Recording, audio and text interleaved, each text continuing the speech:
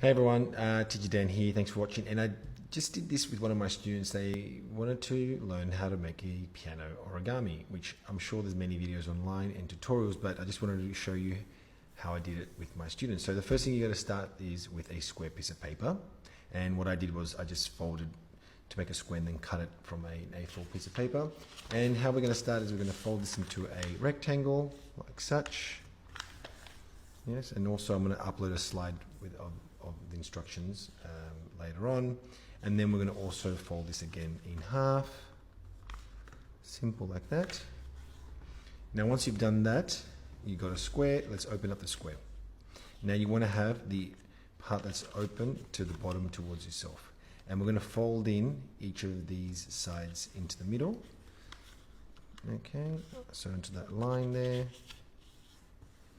Alright, sorry it's a bit messy, but just don't want to go too long here. And I'm going to do the same with this one. I'm going to fold into the middle here. Good. Alright, so once you've done that, we're going to open back up, and this is where it gets tricky. This, we're going to slide and side here, we're going to actually open up like that and bring down to the middle here, and we form this little triangle. We're going to do the same with this side. Put your finger in here, bring it back up and down, so you have this triangle. Okay, wonderful. So once you've done that, what we're going to do is bring this part here up to the top, right, and then down. And that's what that's going to do is going to create the keyboard, okay? And then here, you go down, or like this, we go back in, like that. Alright. And this is where I recommend you can colour in this part to have the keyboard. I'm just going to do it very quickly, so you can do that like that.